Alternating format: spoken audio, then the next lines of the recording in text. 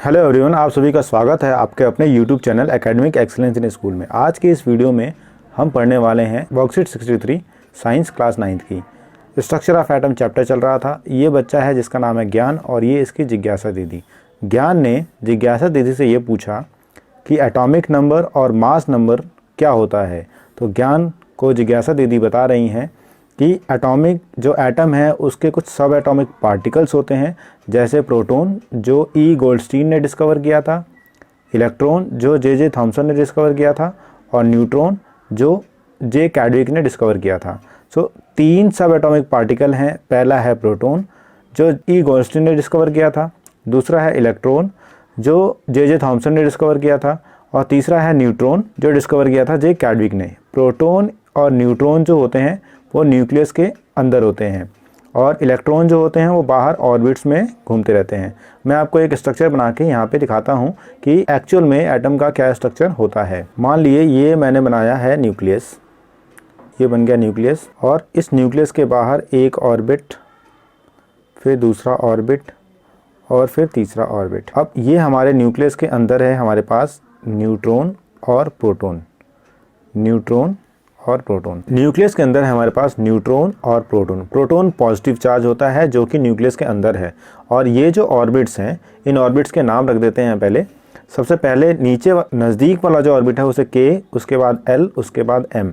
अब इस के एल एम ऑर्बिट के अंदर होते हैं इलेक्ट्रॉन्स। मान लीजिए यहाँ एक इलेक्ट्रॉन है, सेम ऐसे ही यहाँ इलेक्ट्रॉन है और यहाँ इलेक्ट्रॉन है। अगर मैं आपसे कहूँ कि के ऑर्बिट के अंदर कितने इलेक्ट्रॉन हैं तो यहाँ पे आपको 1 दिखेगा। ये के ऑर्बिट है और यहाँ पे इलेक्ट्रॉन है। इलेक्ट्रॉन जो होते हैं एक ऑर्बिट्स में घूमते रहते हैं। प्रोटॉन और न्यूट्रॉन जो होते हैं वो न्यूक्लियस के अंदर होते हैं। इलेक्ट्रॉन का चार्ज नेगेटिव होता है, प्रोटॉन का चार्ज पॉजिटिव होता है। इलेक्ट्रॉन का नंबर और प्रोटॉन का नंबर एक एटम में एक बराबर होता है, यानी सेम नंबर होता है। इस कारण से किसी भी एटम का कोई चार्ज नहीं होता। जब कोई एटम इलेक्ट्रॉन को लूज़ करता है या इलेक्ट्रॉन को गेन करता है, अगर वो गेन करता है तो उस पर नेगेटिव चार्ज आता है, क्योंकि एक नेगेटिव इलेक्ट्रॉन लेने के बाद वो जो नेगेटिव इलेक्ट्रॉन का चार्ज है वो एटम के ऊपर आ जाता है। अगर एक इलेक्ट्रॉन गेन करता है तो नेगेटिव चार्ज, एक इलेक्ट्रॉन लॉस करता है। इलेक्ट्रॉन लॉस करने का मतलब ये है कि एक नेगेटिव चार्ज कम होगा तो जो एटम है उसका चार्ज हो जाएगा पॉजिटिव। ध्यान रखिएगा, एटम का चार्ज पॉजिटिव है मतलब एक इलेक्ट्रॉन लॉस किया है और एटम का चार्ज नेगेटिव है, इसका मतलब एक इलेक्ट्रॉन गेन किया गया है।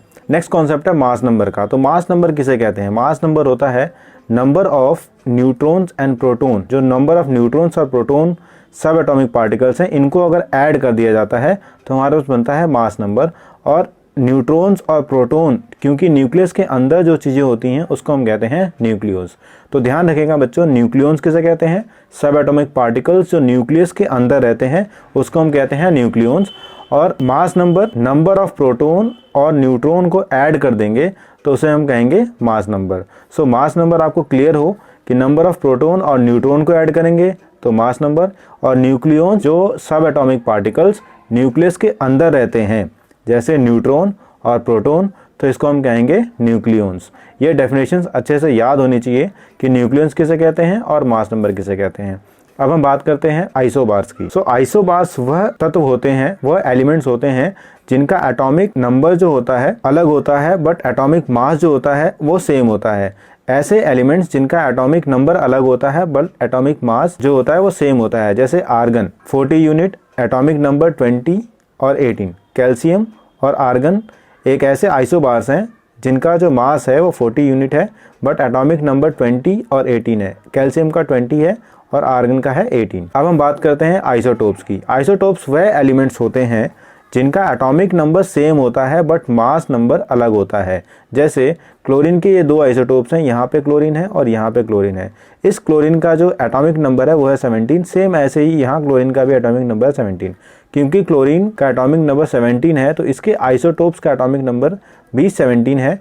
और इनका जो मास है आप देख रहे होंगे, जो लेफ्ट साइड में जो क्लोरीन है इसका एटॉमिक मास है 35 और जो राइट साइड में क्लोरीन है इसका एटॉमिक मास है 37। सो आइसोटोप्स का अर्थ है कि एटॉमिक नंबर सेम रहेगा, मास नंबर अलग होगा।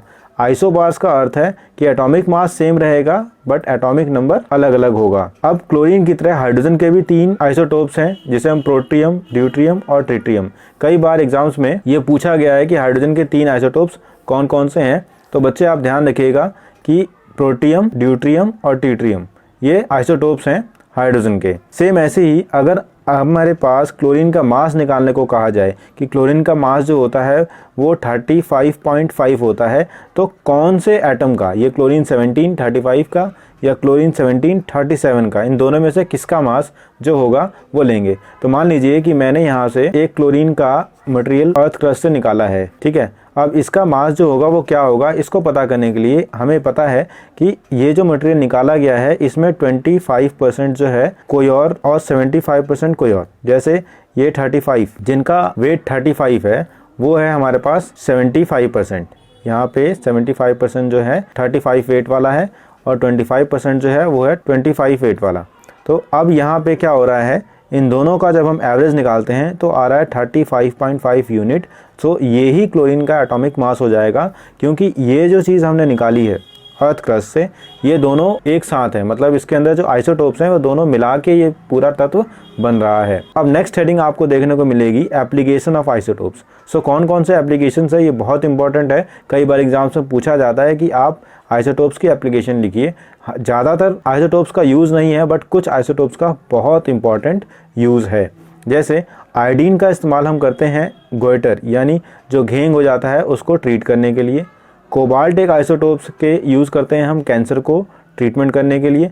आपको पता होगा कि कैंसर में अनकंट्रोल्ड ग्रोथ होती है और अनकंट्रोल्ड ग्रोथ के कारण से कई सारी प्रॉब्लम्स होती हैं, तो कोबाल्ट का इस्तेमाल करते हैं हम कैंसर को ट्रीट करने के लिए। सेम ऐसे ही यूरेनियम एक न्यूक्लियर फ्यूल है जो कि न्यूक्लियर रिएक्टर में इस्तेमाल किया जाता है।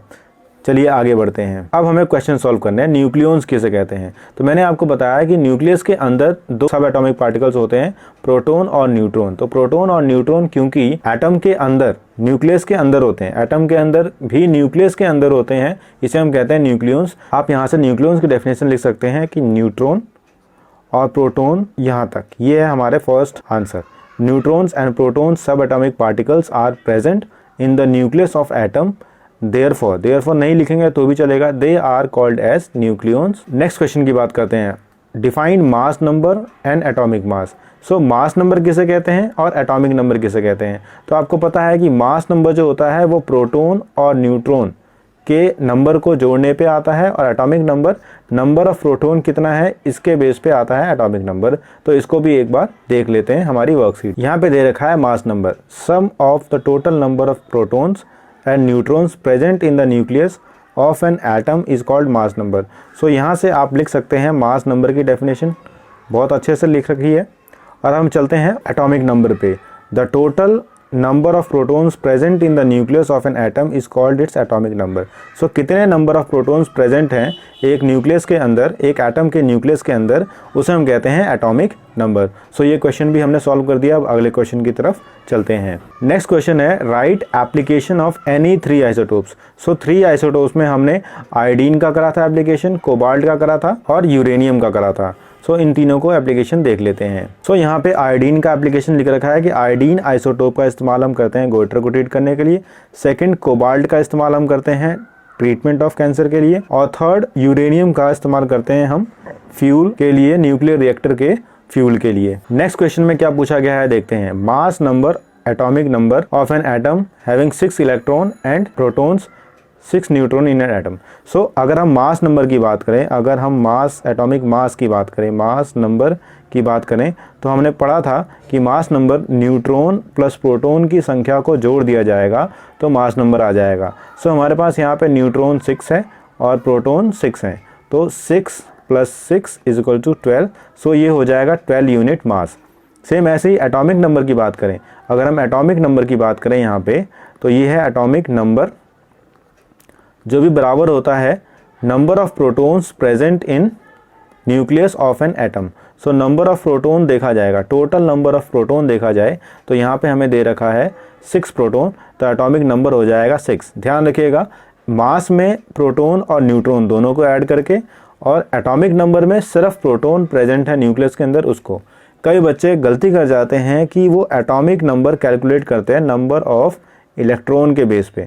सो नंबर ऑफ इलेक्ट्रॉन के बेस पे हमें नहीं करना है, क्योंकि इलेक्ट्रॉन का मास बहुत कम होता है, इसलिए नंबर ऑफ इलेक्ट्रॉन अगर हम लेंगे तो मास जो है वो एक्यूरेट नहीं आएगा। इसलिए नंबर ऑफ इलेक्ट्रॉन हमें लेना ही नहीं होता, क्योंकि इलेक्ट्रॉन नॉन स्टेबल पार्टिकल्स होते हैं, वो मूव कर सकते हैं एक एटम से दूसरे एटम के पास चार्जिंग कैपेसिटी के कारण। अगला क्वेश्चन ये पूछा गया है, right the symbol and valency of element from atomic number 1 to 18। Atomic number 1 to 18 तक के जितने भी एलिमेंट्स हैं उनका एटॉमिक नंबर लिखना है और उनका सिंबल लिखना है। तो मैं आपको एक चार्ट की तरफ ले चलता हूं। सो मैंने आपको कहा कि मैं एक टेबल दे रहा हूं आपको कि जहां पे नंबर, नेम ऑफ एलिमेंट्स और सिंबल यहाँ पे दे रखा है, नेम ऑफ एलिमेंट्स और सिंबल, एटॉमिक नंबर यहाँ दे रखा है, number of protons, number of neutrons and number of electrons यहाँ पे दे रखा है। सेम ऐसे ही इनकी वैलेंसी भी दे रखी है और इलेक्ट्रॉनिक डिस्ट्रीब्यूशन भी दे रखा है। सो आप यहाँ पे लिख सकते हैं name of element, symbol of element और एटॉमिक नंबर, जो कि आपसे इस क्वेश्चन में पूछा गया। यहाँ पूछा गया है कि आपको सिंबल बताना है, वैलेंसी बतानी है, एटॉमिक नंबर बताना है।